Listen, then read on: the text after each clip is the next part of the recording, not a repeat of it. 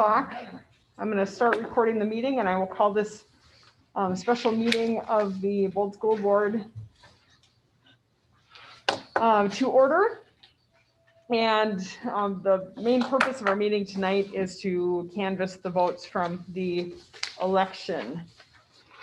So with that, calling the meeting to order at 6 o'clock, we'll begin with, well, do you want to do your talk before this, or do you want to, Mr. Baines?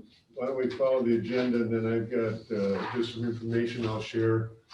Okay, when at the we're end. done with your business meeting. Okay, all right. So under new business, we have letter A, November 3rd, 2020 general election results. And it is, it's between the 3rd and 10th day following the general election, the school board shall canvass the returns and declare the results of the election. So the canvass is an inspection of the returns, a totaling of the votes cast in each precinct, and a declaration of resolution. The duties of the canvassing board are limited to those specified in Minnesota State Statute 204C.32 to 204C.39, and also in 204C.31 subdivision 3. After the school board has satisfied itself as to the election results, it must prepare an abstract and return of votes cast and pass the necessary canvassing resolution. So we're going to begin tonight with canvass and declaration of general election results. And these both are resolutions. So we will begin with the resolution resolution canvassing returns of votes of school district general election. Member, insert your name here. Boleen. Member Boleen. Move the following resolution. Be it resolved by the School Board of Independent School District number 2534 as follows. Number 1, it is hereby found, determined, and declared that the general election of the voters of the district held on November 3rd, 2020 was in all respects duly and legally called and held. Number 2, as specified in the attached abstract and return of votes cast, a total of 3551 voters of the district voted at said election on the election of 4 school board members for 4-year term vacancies on the board as follows. Teresa Jacobs, 1,403. Brian Bowen, 1,342. Melissa Sangadal, an incumbent, 1,055. Tracy Bookdell, an incumbent, 1,050. John Dodson, 1,031. Jeff Benson, 973. Dennis Berg, 968. Linda Ram, 886. Karen Flum, 882, and a number 33 write-in votes.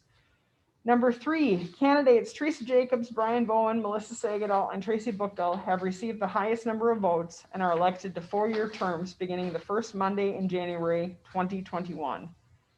Number 4, the school district clerk is hereby authorized to certify the results of the election to the county auditor of each county in which the school district is located in whole or in part.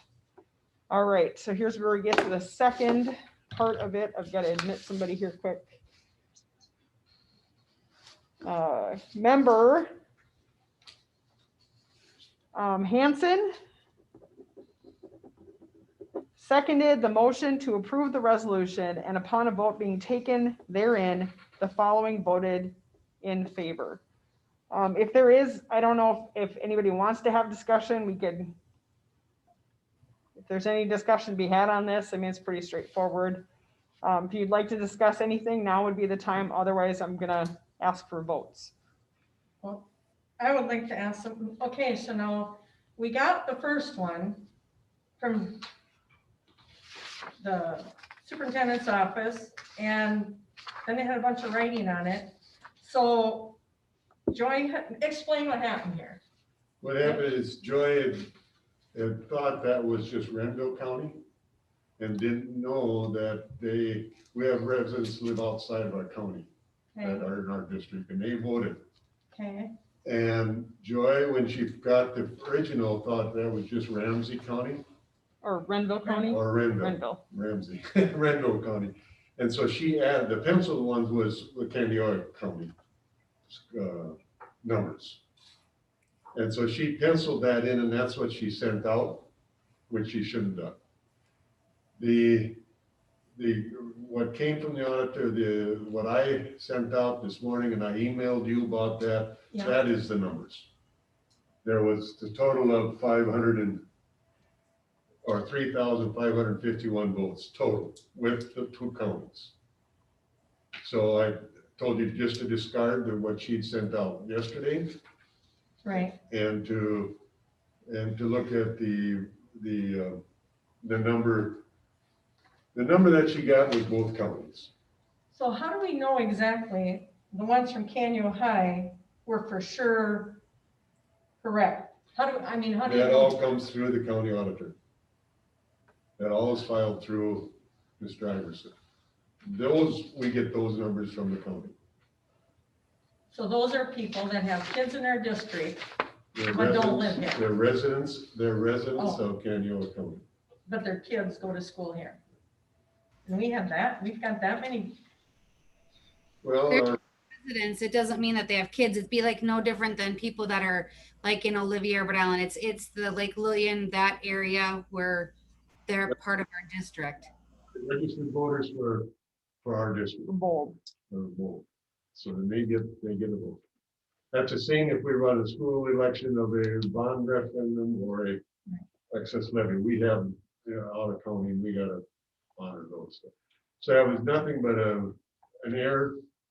The numbers that are accurate are 3,551 votes. And that's what you're acting on tonight. That's in the resolution. Okay, any other questions?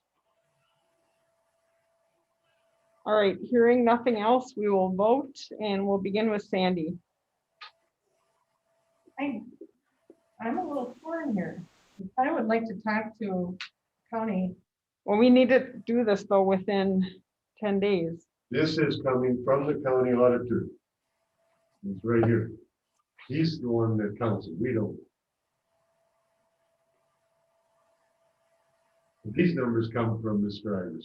He's the county auditor. So what are you going to question on this?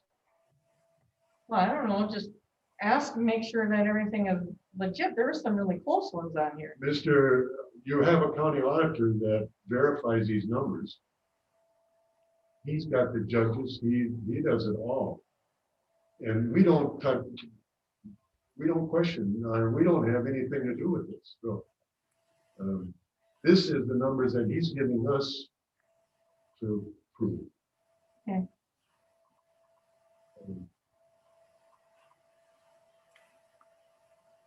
I don't know what we would question.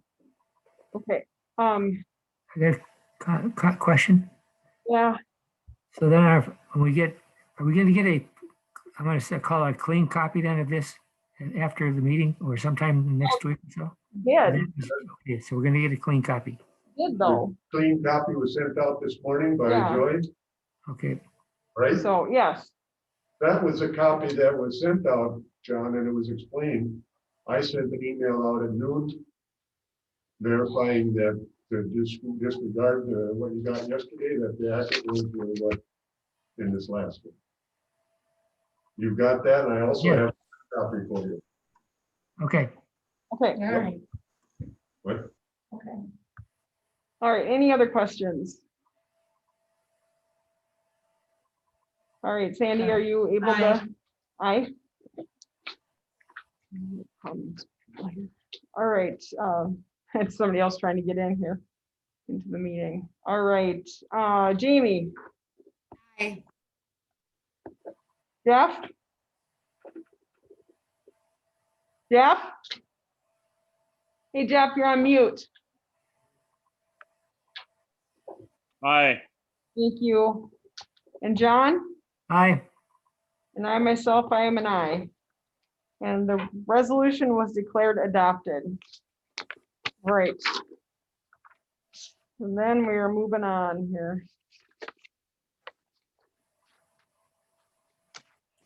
to the second resolution, and this one is one that we are going to have to, we actually present this at the school board meeting on the 23rd, but apparently we have to pass it tonight is what I'm understanding. So it's a resolution authorizing issuance of certificates of election and directing school district clerk to perform other election related duties.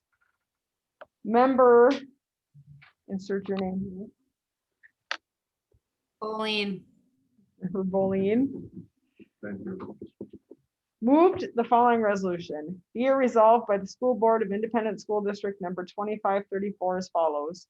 Whereas the board has canvassed the general election for the school board members held on November 3rd, 2020. Now therefore be it resolved by the School Board of Independent School District number 2534, State of Minnesota as follows. Number one, the chair and clerk are hereby authorized to execute certificate of election on behalf of the School Board of Independent School District number 2534 to the following candidates. A, Teresa Jacobs, B, Brian Bowen, C, Melissa Sagadol, D, Tracy Bookdell, who have received a sufficiently large number of votes to be elected to fill vacancies on the board caused by expiration of terms on the first Monday in January next following the election, based on the results of the canvass. Number two, the certificate of election shall be in substantially the form attached hereto. Number three, the time of contesting an election has passed and the candidate has filed all campaign financial reports required by Minnesota statutes chapter 211A. The clerk of the school board is hereby directed to deliver the certificates to the persons entitled thereto personally or by certified mail. Number four, the clerk is hereby directed to enclose the certificate of form of acceptance of office and the oath of office in substantially the form attached hereto. Member, if you'd like to second this would be the time. Otherwise, I will. Member Hanson seconded the motion to approve the resolution, and upon a vote being taken therein, the following voted in favor. Are there any questions?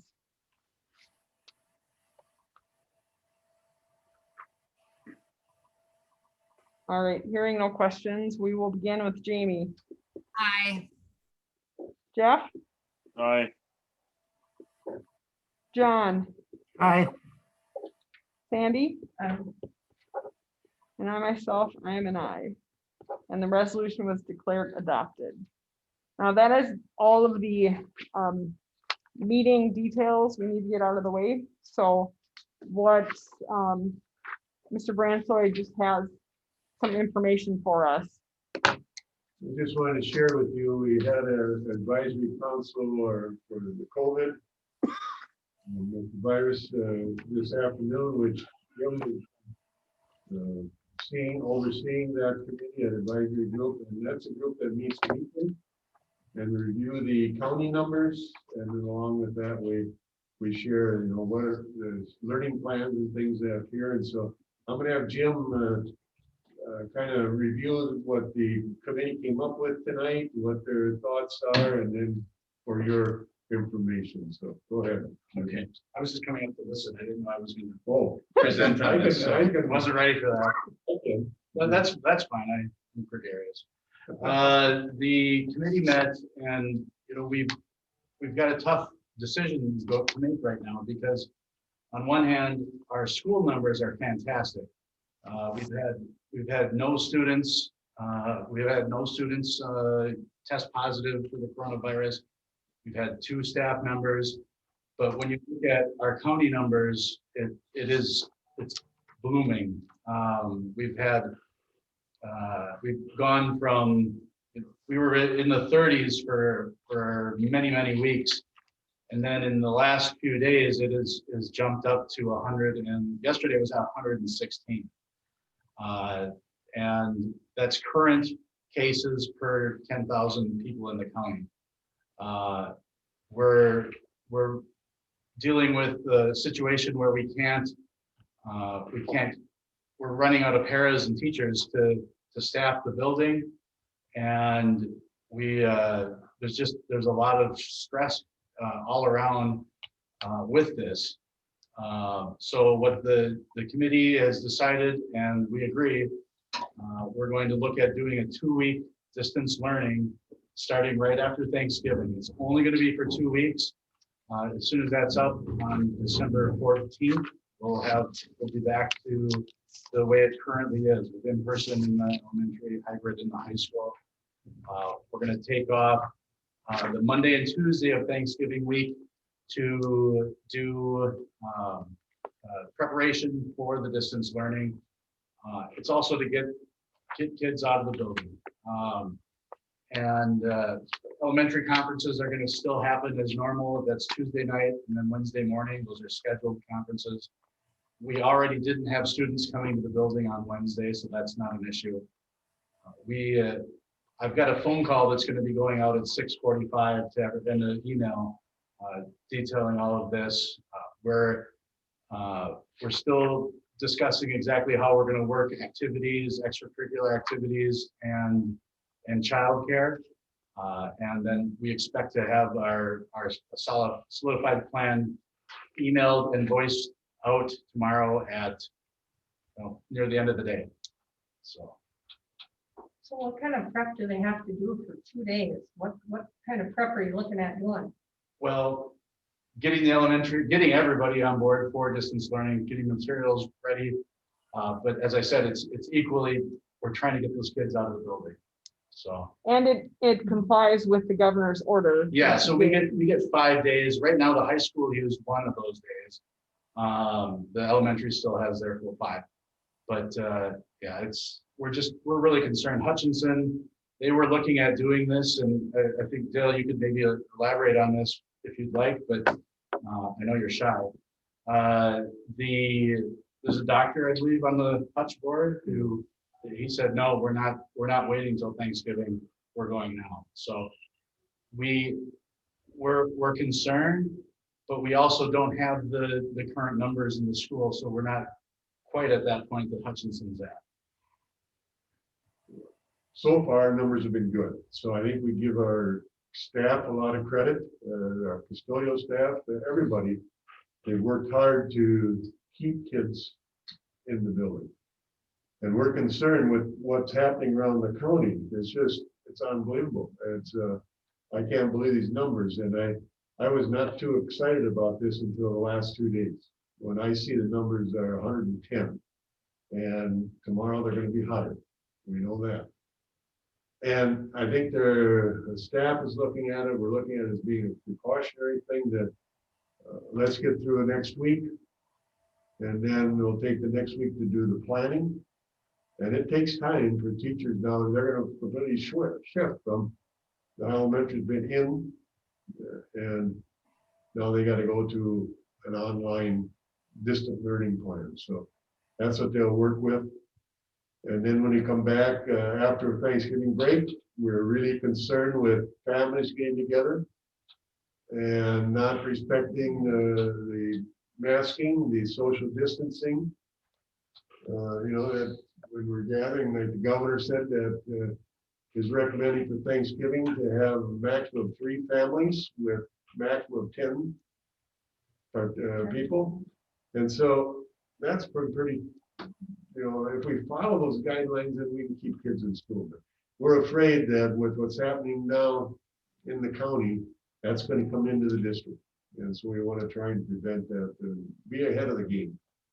And then taking that break after Thanksgiving for the 2 weeks of doing distant learning. And then hopefully we can bring the kids back in for a week prior to Christmas break. And if we need to, at Christmas, if we need to take more time afterwards because of families traveling and being with groups that they're not normally with. So we don't know why those numbers are escalating like they are, but it's a real concern and it's a community concern. And so really begging for community members to think about this. And the governor was on last Friday, and I think he was on Tuesday also, talking about what we're doing in our own personal lives and our activities, and telling people to hold back, don't be in large groups or things like that. So I think if we're going to control the spreading of this virus, we have to adhere to that. And so I think that's what the school is concerned about. And staff members are getting very stressed and concerned. And if we lose any more because of it, then we're going to be down to where we're going to have trouble with staff. Now, I had to step in and supervise a fourth grade lunch. The kids eat in the classrooms, and we didn't have any para in there. So, you know, obviously you're not going to have fourth graders eating alone in a classroom. So that we're out of people at this time. We want to continue having this track record of good health in our district, and I think that I almost feel like we've been waiting for something to erupt and then react to that. And with Thanksgiving coming up, like Dale said, we know that in reality, people are they're not going to isolate themselves from their families, from their friends, like they should. There's going to be a lot of people not doing that. And we think by doing this quarantine and really asking people to take it seriously, we want you to quarantine. We want you to be apart from other people for 14 days so that this isn't mixed around and then just brought back into the school after that's done. But it's more of a real preventive type. Our staff has done well. Our students are doing well. I think we're probably leading the area when I'm talking to other soups. So I think it's a precautionary thing, and let's try and control that. It's like you'll hear everybody saying, you know, COVID doesn't care about what's going on. And so we do. And so hopefully that this will help. And really, I think our staff has done an outstanding job doing what they've done in this period. When August rolled around and September started with school, we were very concerned we'd even be in session now. And they've done an excellent job. And if we take this break, then maybe we can come back and continue on. And we know how important it is for that teacher to be in front of the kids. We know that's number one. So that's our. Yep. Jim, you were saying they're short on paras. Have we been since the beginning of the year, or what's going on there? Well, they're being quarantined. We've got parents of some of the paras that have needed help, and so we've had some going to help their parents. We've had others that have just been around people that have been sick, and now they have to be at home for 14 days from that contact. Okay, I didn't know what the reasoning was, so thank you for letting us know. That's going to get to be a larger number. You know, we're afraid of that's going to continue. You take people off for 14 days, that's a long time. And to try and cover that, that's both Jim and Brett are having a, Brett, told me today he was a pretty expensive para. And he's running from one spot to another. And so it's difficult. Right now, we feel we're in control, but if we continue like we are, then that's probably not going to be the situation. So maybe by taking this break now, we can go longer into the year. So. All right, any other questions? No, but thank you guys for everything you do extra over and above. We appreciate it. We appreciate your support as well. So thank you to the board. I have to say, by and large, the community support is powerful, and I appreciate that. And if you know of anybody that's could fill in as a para or a substitute teacher, you know, let us know. We've got teachers that are out now teaching from home, and so we can use any type of help like that. So, thank you. Okay, that's all I have. All right, well, that is all I have then. So at this point, I would be looking for a motion to adjourn. Bullying. Motions made by Boleen, And Second one, Beth. seconded by Benson. Any discussion or questions about that? Hearing nothing, I will ask for the vote here. We're gonna start with John. Aye. Jeff, I don't know. I don't know. Probably on. all right, thank You wanna keep you. on, huh? Yeah, Sandy, Aye. Jamie, Aye. Good one, Sandy. and I myself, I am an I. We are adjourned at 6:25 PM, probably the shortest school board meeting you've ever been to for a long time. So thank you all very much. And we'll have a good night.